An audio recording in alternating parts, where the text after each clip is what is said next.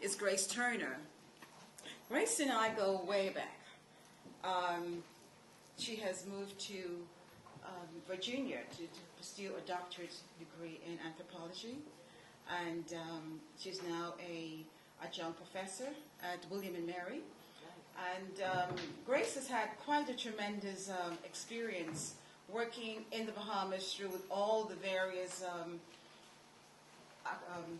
archival divisions, and I'm sure that folks are waiting for Grace to come back so that she can share the wealth of information that she brought with her to Virginia and the information that she's going to be taking back. So Grace is going to be of tremendous value to the Bahamian community when she returns, and I hope she would not hesitate to return and not let folks encourage her to stay on and earn big bucks. Mid-1800s and earlier, the results you come up with is very spotty. And even if you find your family, you know the area, you find the records in the 1800s, names are very common, and some birth, death, and marriage records are the mainstay. But when you're getting into the church records in the mid-1800s and earlier, the results you come up with is very spotty. And even if you find your family, you know the area, you find the records in the 1800s, names are very common, and sometimes for birth records, because this is where the church record has an advantage over the government records. In church records, the birth records are actually baptismal records. Sometimes the church records, depends on the priest. Sometimes the church records are detailed enough to give you the date of birth and the date of baptism. They tell you how old, even if they don't give you the actual date, they'll tell you how old the individual was. And they would list the names of the parents. And because these are Anglican, they be very judgmental, they would tell you if the parents were married or not. Because if they were not married, they were put in a different section. But when you get into government records, what becomes a huge disadvantage there, especially for birth records, is that the child's name isn't always listed. You would just have girl, they're going to list. Yeah, Gloria was talking about those slave records, they would list the price, but they're not going to list other details. In the Bahamas, it's different. You never see any price of nobody. But you're going to get age, you're going to get racial mixture. You're going to get parents' name, where they live, those kinds of details. And for parents, they'll even say what the parents did. Because quite often, in the 1800s, names were used over and over again. And it could be a different branch of the family, the child has the same name. And unless you have some other distinguishing detail, like the parents, to know what the parents of that child were doing, sometimes it's difficult to be able to pick out which Sarah Augusta you're looking at or which George Alexander you are finding, because names went down in families, and sometimes different branches of the same family was using the same name, especially if they were on a different island. For the Bahamas, we don't have nearly the extent of documents that we do have in the U.S., but there is information available. The Department of Archives is the National Archives for the Bahamas. The intention with the Department of Archives, with their collection, is that the collections that are in the Department of Archives are records, government and other private records that are no longer in current use. So for wills, birth, death, birth, death, and marriage records, the archives has records that predate 1930, and definitely before 1900. And these records, the earliest birth, death, and marriage records go back to the 1720s. Earlier than that, yeah, we were pirates, we own up to it. There are hurricanes and stuff.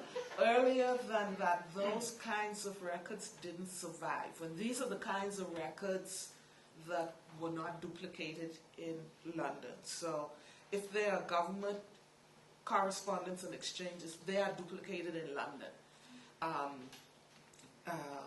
Population statistics like birth, death, and marriages, those were not duplicated. So when they are lost, they are lost. And for the Bahamas, they go back, the earliest ones go back to the early 1700s. But as I mentioned earlier, with the Bahamas, it's really very dependent on which islands you are looking for information from and the time periods. For New Providence, that is the island. New Providence, that is where Nassau is. That is the island that would have the most extensive records that go back to the early 1700s. For other islands, next would be Eleuthera, Spanish Wells, Harbour Island. Why? Because those islands, other than New Providence, those islands have been the longest occupied in the Bahamas since English people came in.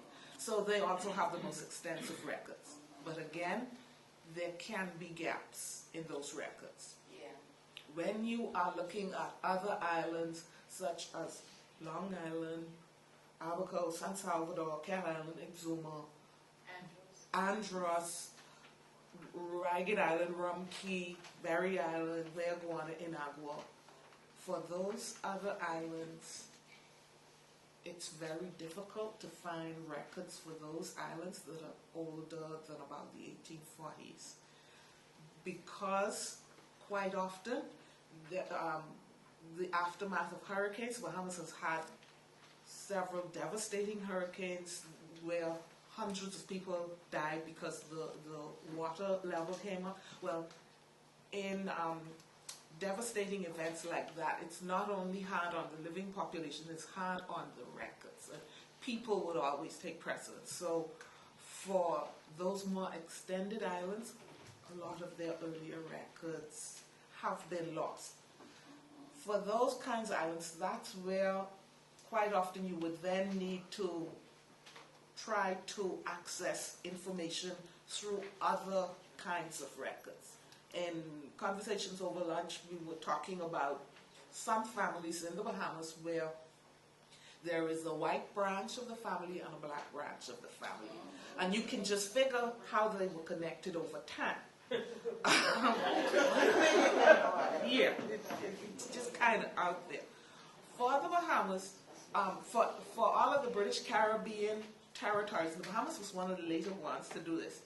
After the slave trade ended and individual slaves became more valuable because you couldn't just bring in a new supply, there was the growing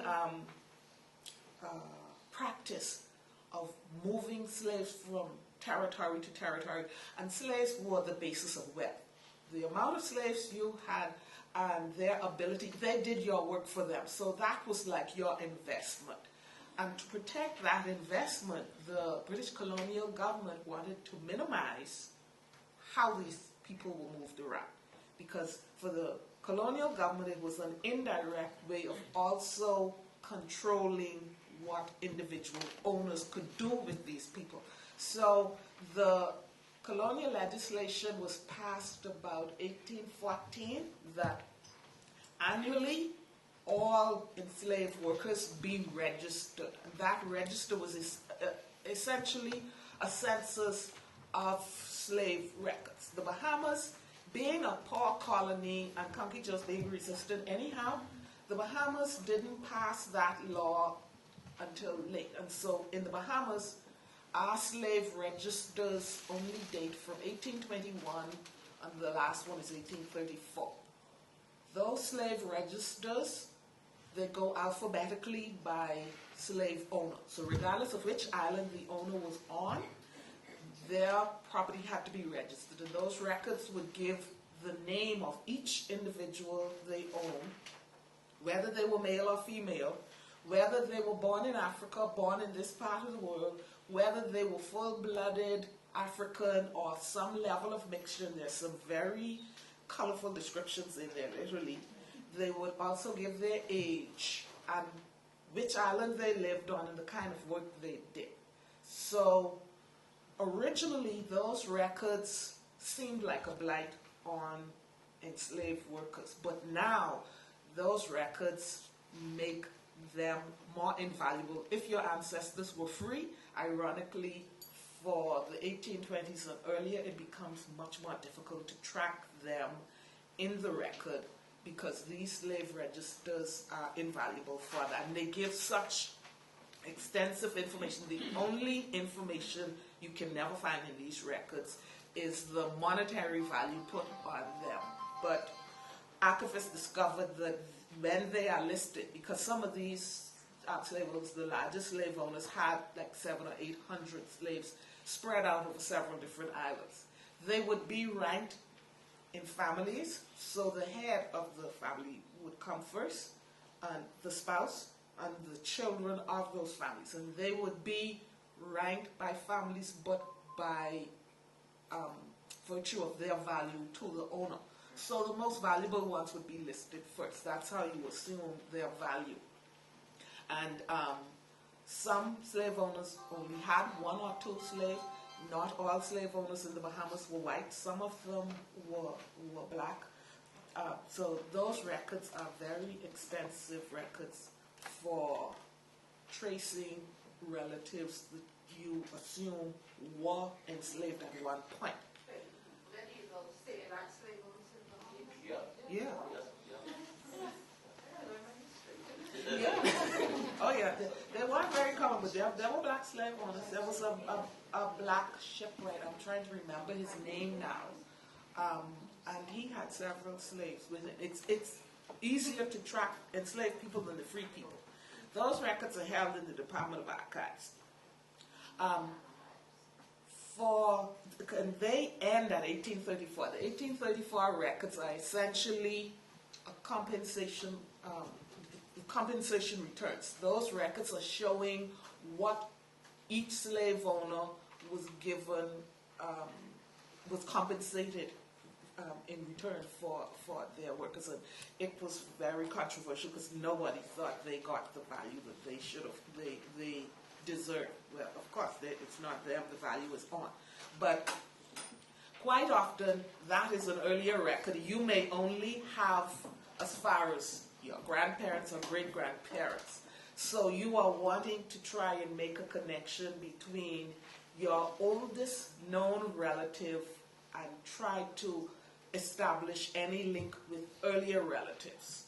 To make that track back, you would need to find, it's not as well established as it, but you would need to find what their name would have been. Sometimes you're not sure of the name because in the Bahamas, and it shows up discreetly in the records, quite often children who were born out of wedlock, they're born to a single mother. Whenever you do find the record may make a note of that, but that child could be carrying the mother's name or they could be carrying the father's name. So if you have the name of the mother, one of those parents, you're wanting to track back from them. You're wanting to try and estimate how old were they when they died, or do you know when they would have been born, because you're wanting to look for their marriage or birth record, something of their record that will show their parents' name. Birth records would be the most common for that. Birth or baptismal records if you're looking in church records. To be very careful with the situation, throughout the 1800s, families would constantly reuse names. Different parts of the same family could be using the same names. More than one grandchild could be named after the same grandparent. So if you're looking for Sarah or Adelia, unless you know specifically what their parents' names were, you have to try and eliminate the possibility that you are dealing with a different one. Because especially if the name was very common, and there are lots of names like the surname. If it's a name like Johnson, if it's a name like Thompson, Williams, those are English names that are common. There were several levels of migrants coming in with loyalists who could have been there before, who could have come later, who came in, and so you want to be sure that you are following the specific group. And to do that, you would need to know what their parents' names were, where they were born, the time period they were born, the island that they were born on. As I had mentioned earlier, government records for births, deaths, and marriages in the Bahamas only go back to 1855. And the office that keeps those records, the archives has some of them, but the office that would have all of those records is the Registrar General's office.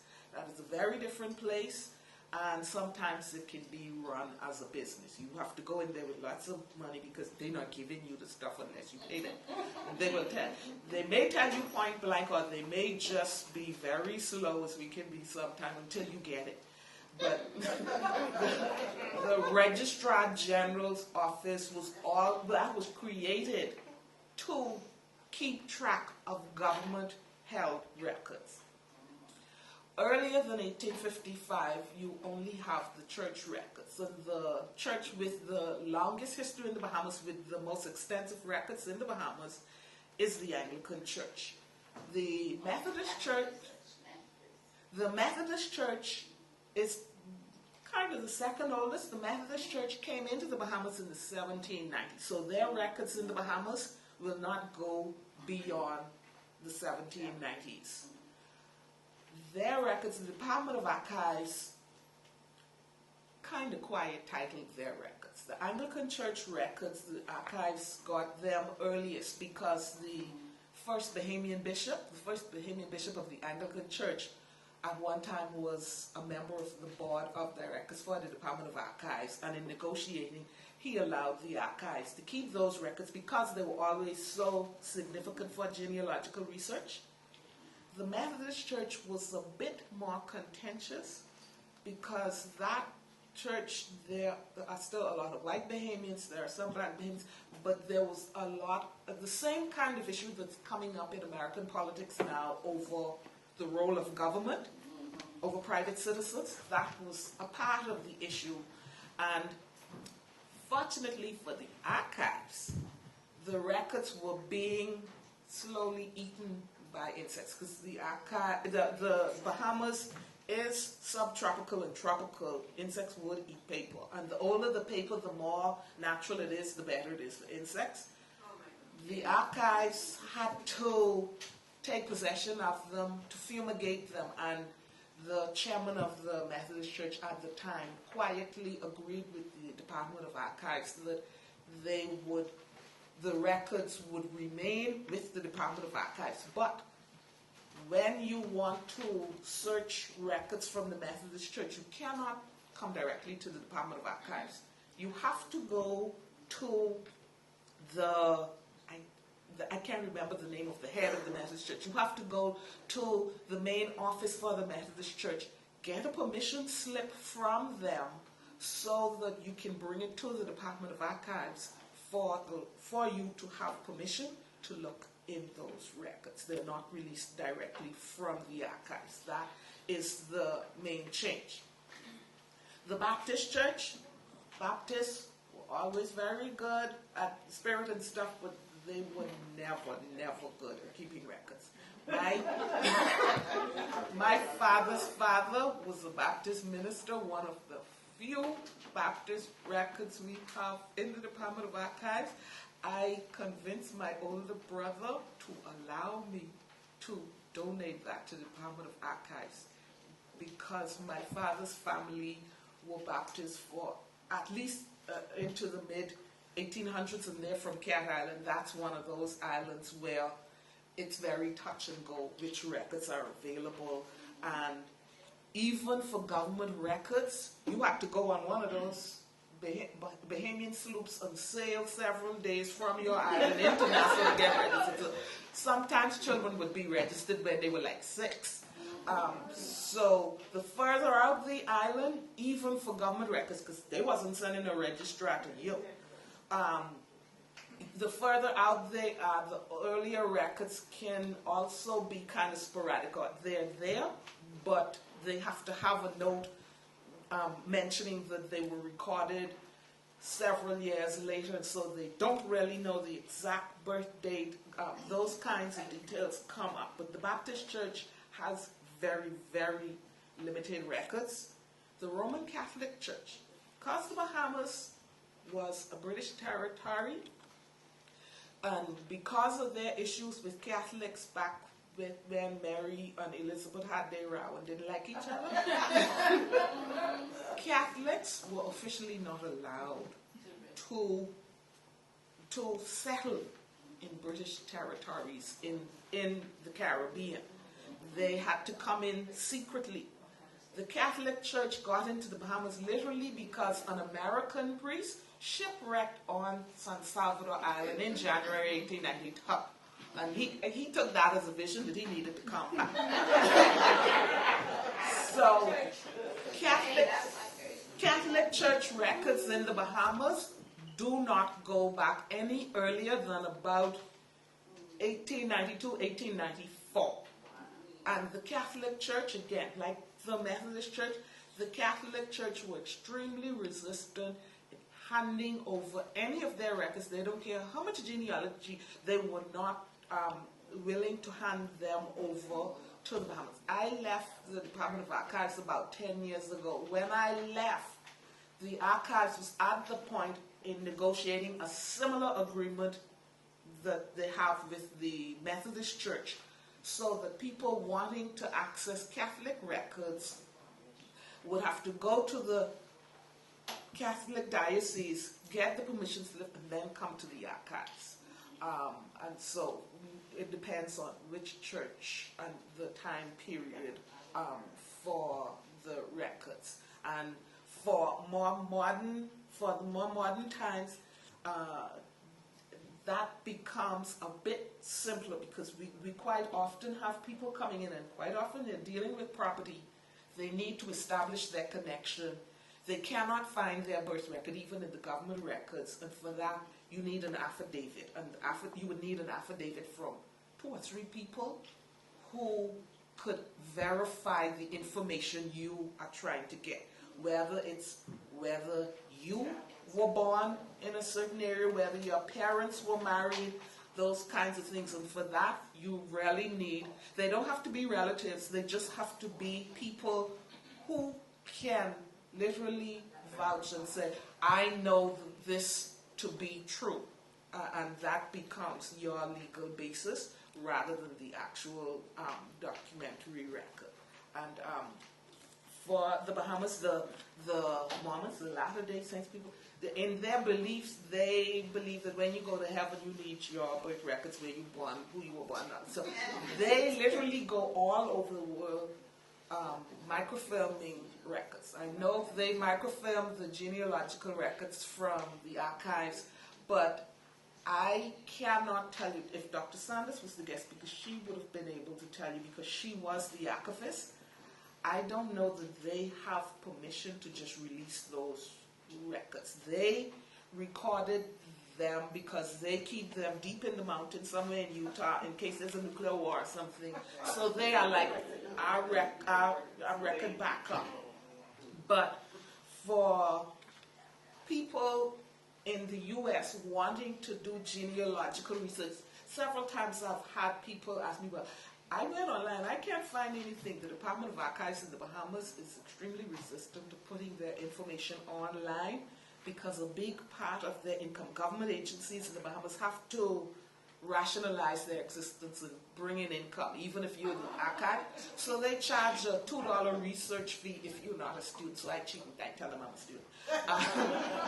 And so one of the issues in whether they would agree to put information online is, if they do that, they need to be able to know that they can make some sort of income from this information. And online, this was, again, at least 10 years ago, it's still not online yet.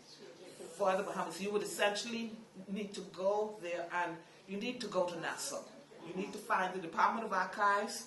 Depending on which records you're looking at, you may need to go to the Registrar General's office. And if you have property involved, you also need to go to Texas office, because in the Department of Archives, the land records the archives would be conveyances. There are two of them. Conveyances are one. These are registers of transactions, property changing hand. Property, you can track property if it was mentioned in a will. And people were asking about legitimate and illegitimate children. Until or unless the law isn't making a distinction between children who were born out of wedlock, unless they were left property in a deed, unless it was deeded or conveyed to them before the grantor died, they do not show up in the will. We have any amount of stories of Bahamian funerals where they was crying until the second family show up, and all hell break loose. And that happened with some. You hear that kind of story.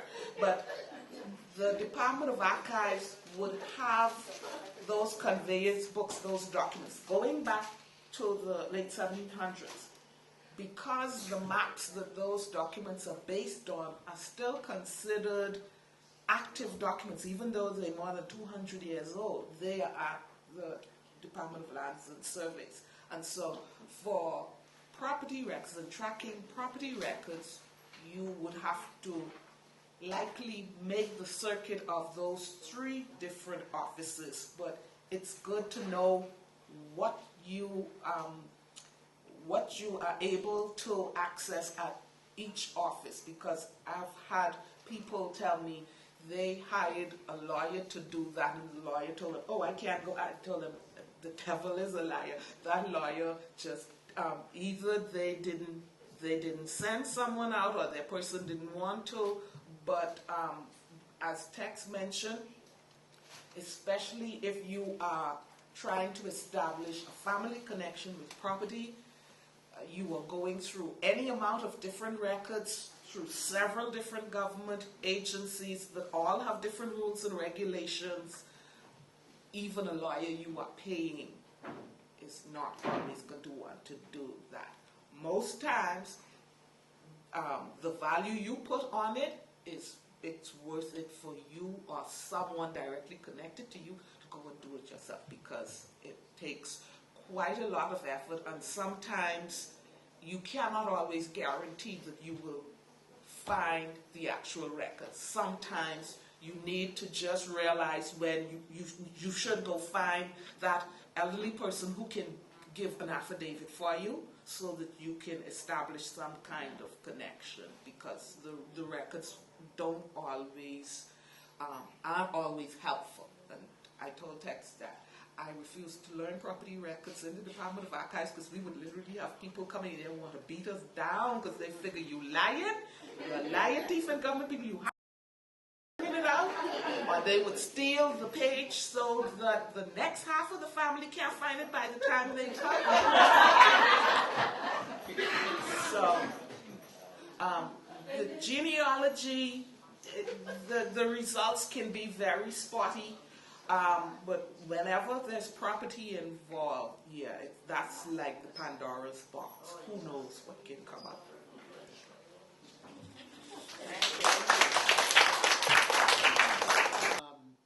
I think back in 97, 98, I don't know how I got hooked on to family tree, but I just got fascinated by it, and so I started playing with that.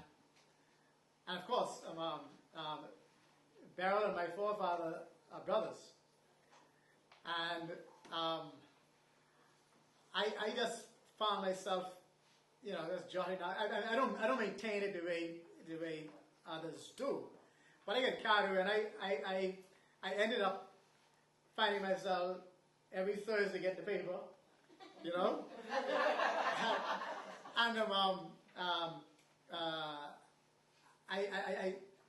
I'm only concerned about my family or anybody from Long Island, and so if anybody from Long Island in the obituaries, I just clip it out.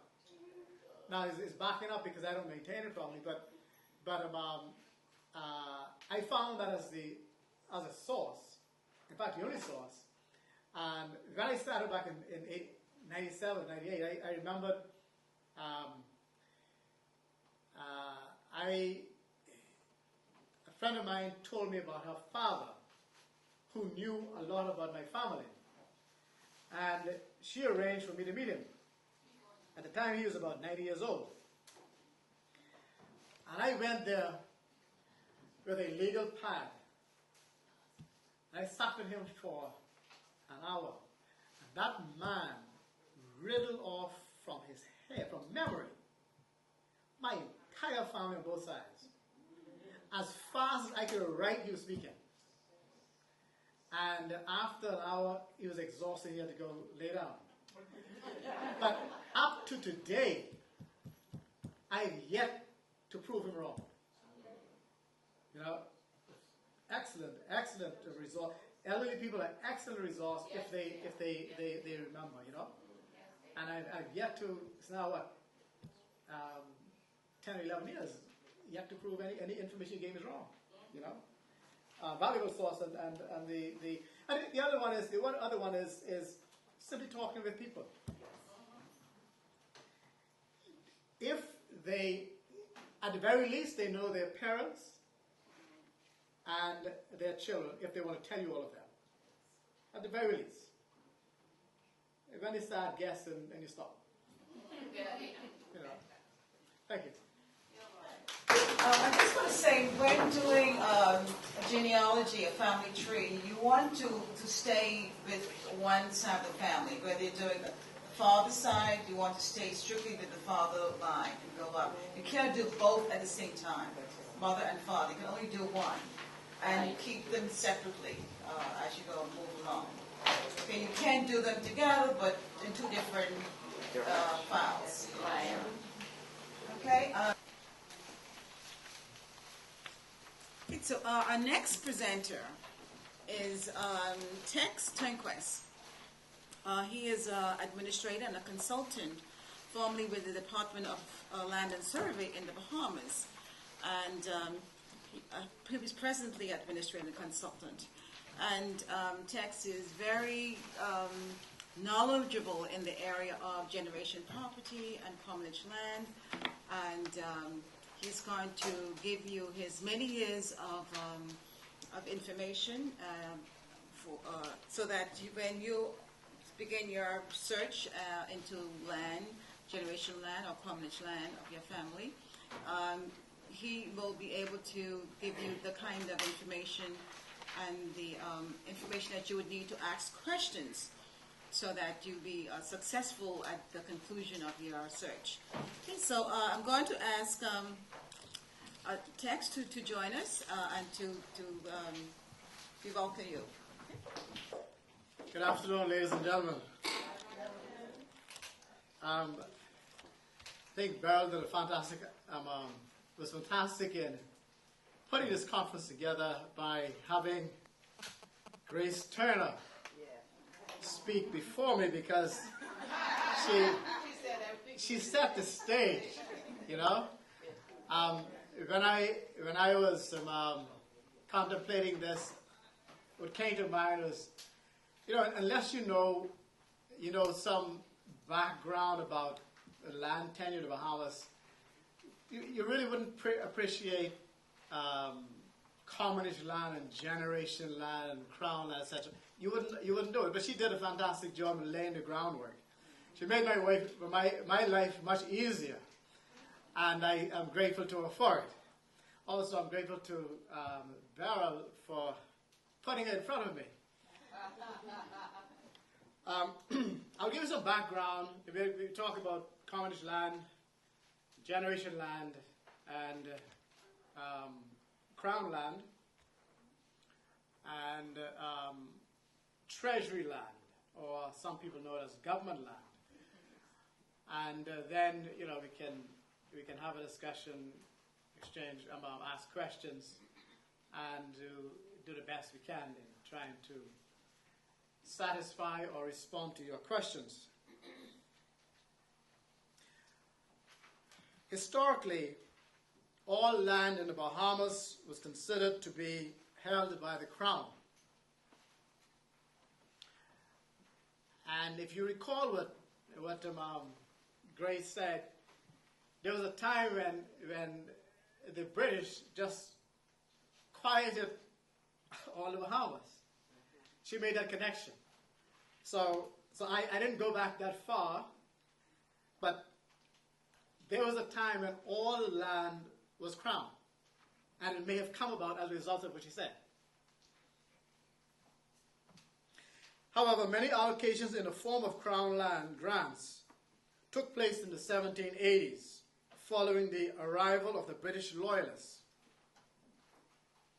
For an initial 10-year period, these land grants were free of charges and quit rents. However, the principle was reinstated that these were conditional tenures dependent upon the development of the land by the settlers. So if they didn't pay their rent, if they didn't develop the land, then they lost it. It's not a matter of hoarding land. You couldn't do it. Lands allocated by the Crown since 1787 and required the grantees to pay annual quit rent. Failure to pay or develop the lands would result in it reverting to the Crown. In 1805, the Registration Act was passed, and this required the establishment of a registry of deeds and conveyances.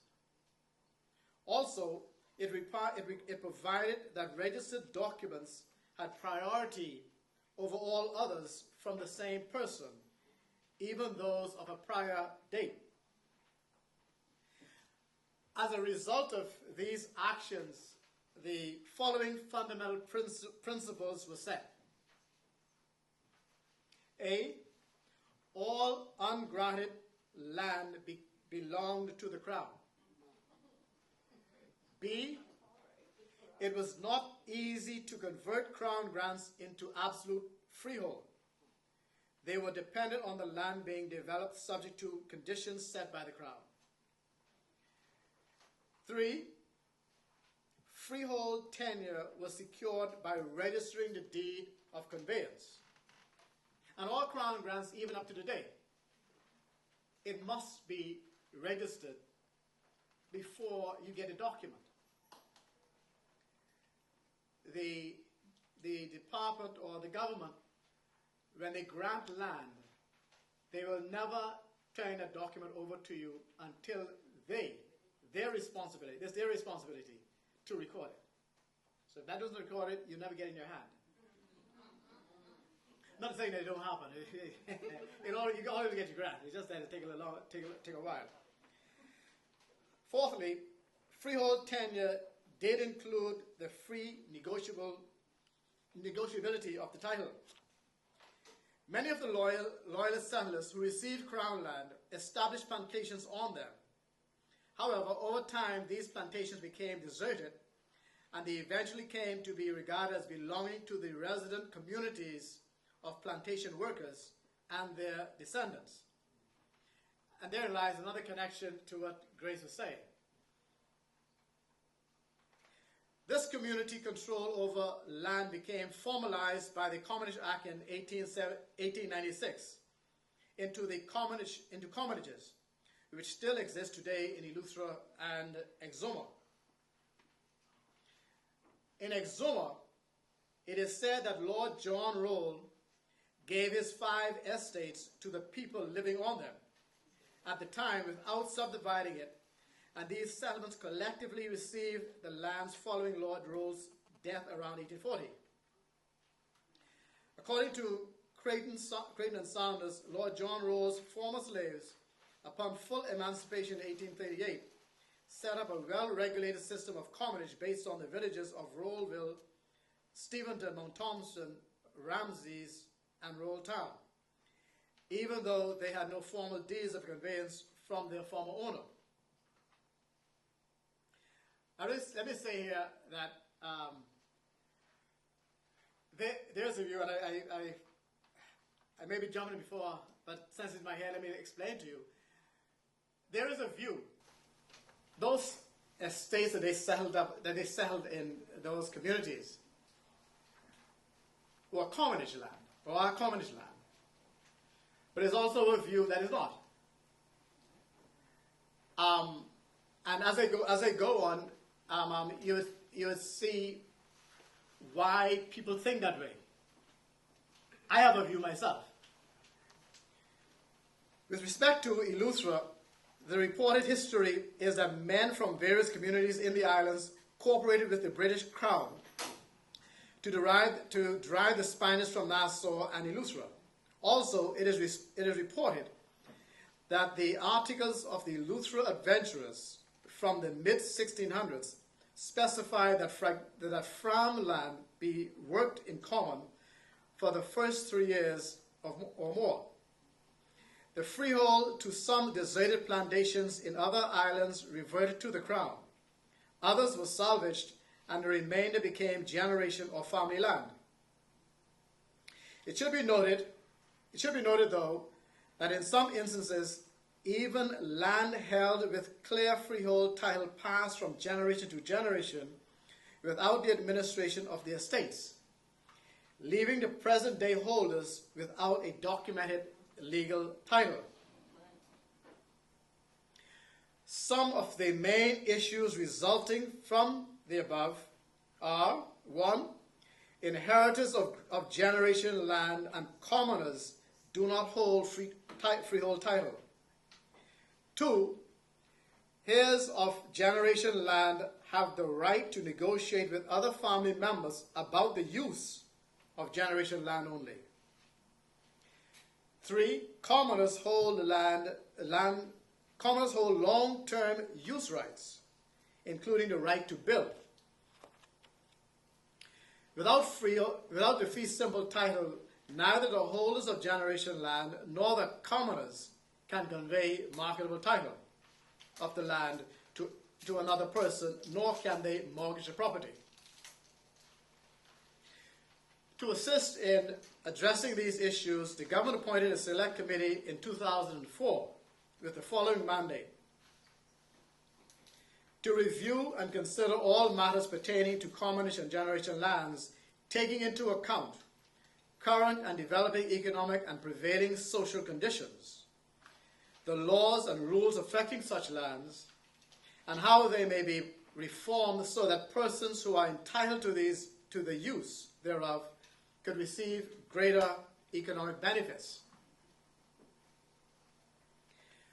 More recently, the policy issues focus on finding ways for those with customary and legal interests in commonage and generation land to derive greater economic benefits from the land, provided that in doing so, the rights of future generations are protected.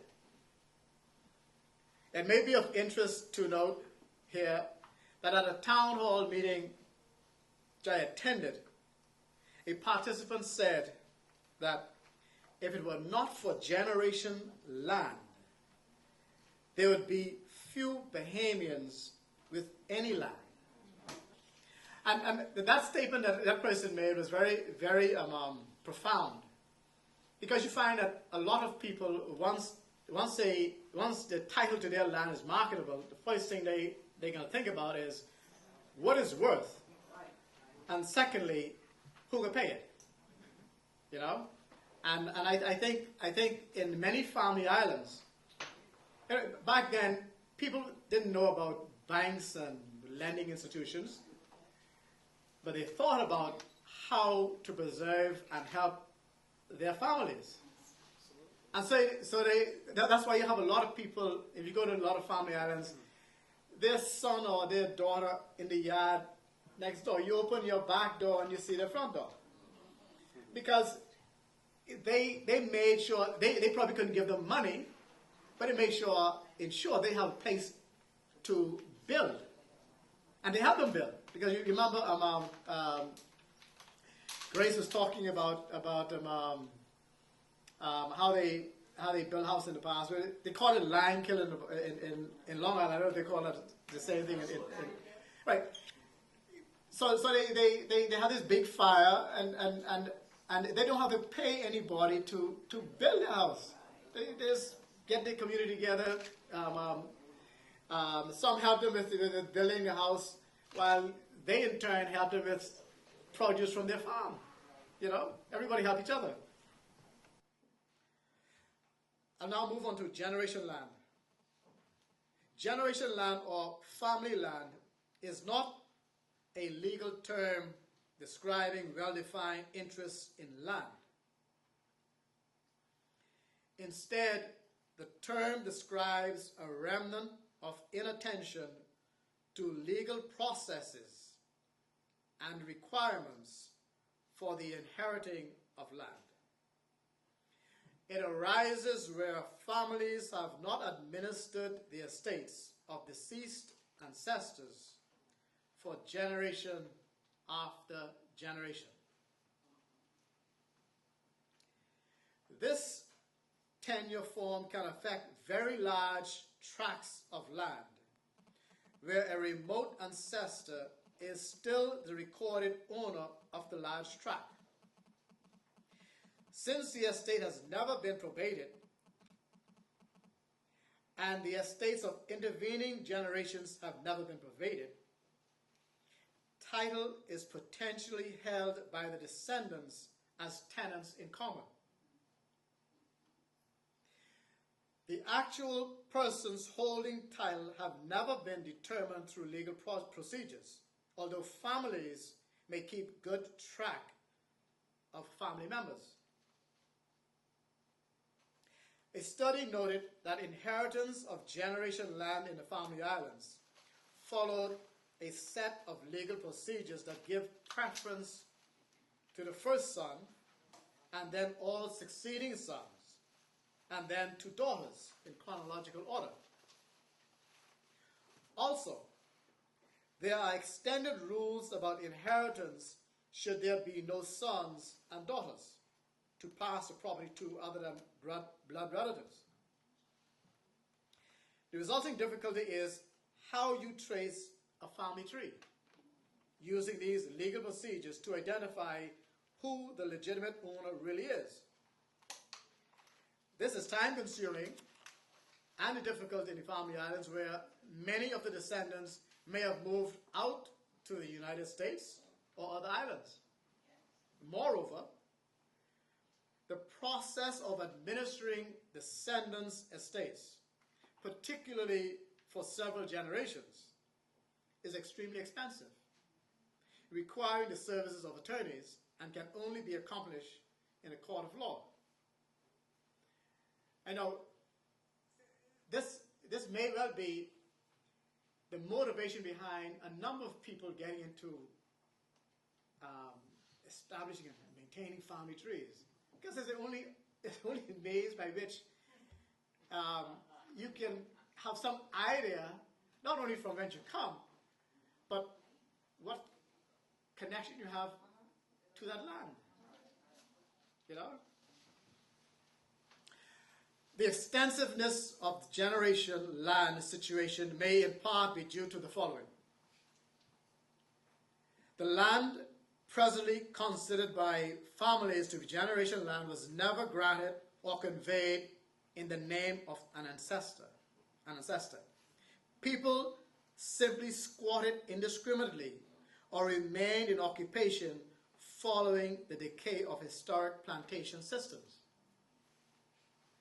And that's why I believe in a number of these places where they say it's communist land, it may not be. You know? And what on the other hand, what some people think is generation may not be. It's just their forefathers squatted on other people's land. Yeah? Now, in a situation where the land is left by the landowner, let's say Roe, who didn't leave anything, for a specific, two specific slaves and all of their descendants, this is generation property, am I correct? If it said, Yeah. That is my view. But that's my personal view. okay, and then they Because the definition of commonage land is land granted to 20 people, 20 persons or more, for the purpose of a commonage. All right?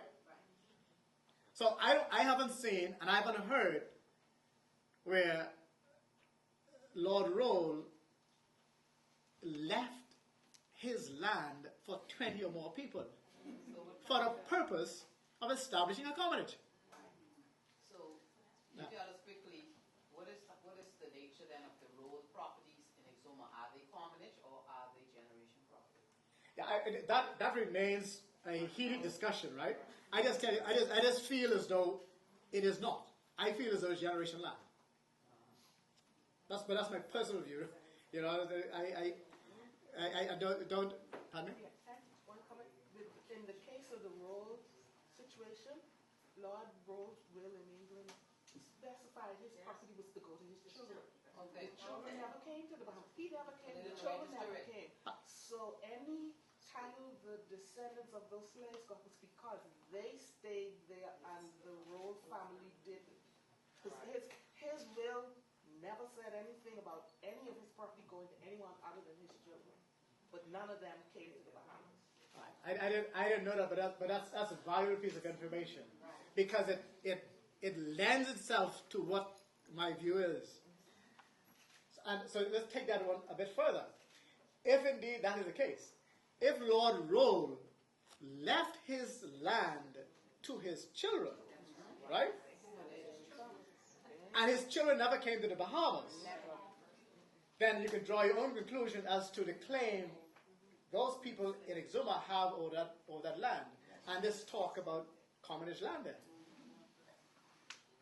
If you take that a bit further, one can conclude that they are merely squatting. But the children never came, so they gave up their rights. That's right. But again, the people who were there, right, on those estates, there's no connection between them. Based on what the man Gray said, there's no connection between them and Lord Rose's children. All right? So they are there in adverse possession. But after all these hundreds of years, Oh, no, you can't do that. No. you can't do it. No.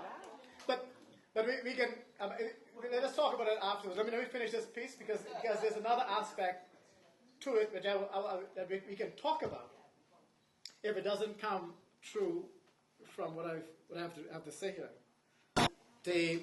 As I said, the extensiveness of generation land situation may in part be due to the following. I've said one. The other one is holders of generation land, particularly in the Family Islands, were not motivated to deal with the estates because the land market there was very limited or non-existent.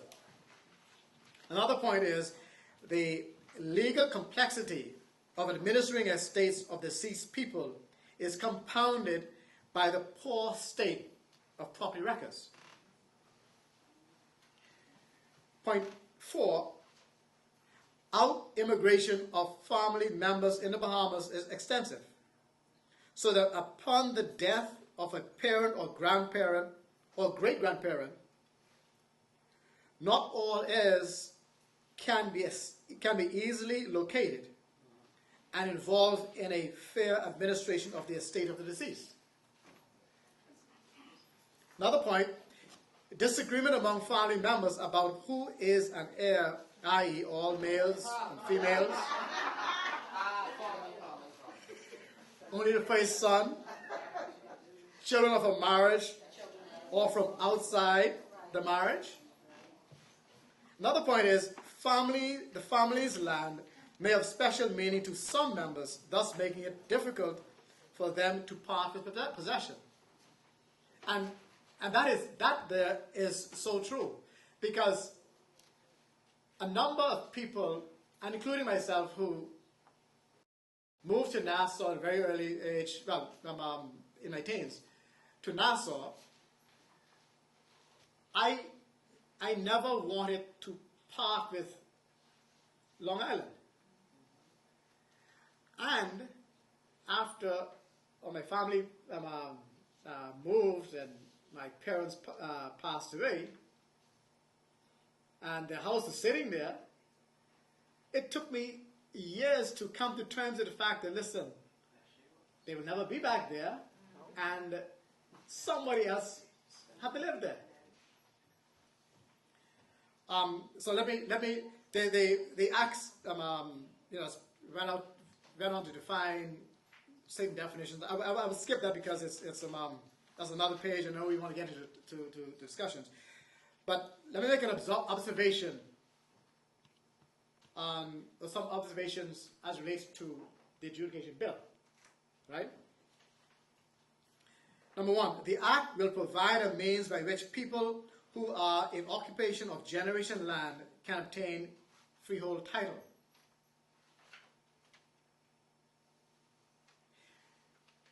The adjudication officer would be empowered to issue title in respect of 1 acre or in certain circumstances 1¼ acre.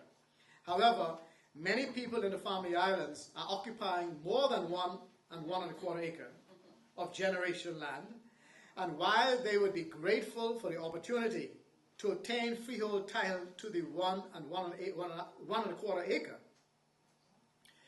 they would wish some form of security of tenure to the remainder. It is unlikely that they would readily submit to parting with possession of this balance.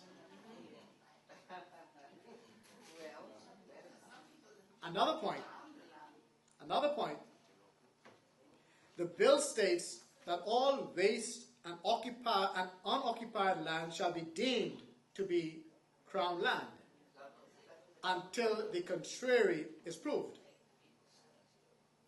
A concern here is that while claimants are quietly organizing themselves to prove the contrary, government, on the other hand, may be faced with the irresistible demands from applicants to develop this Crown land.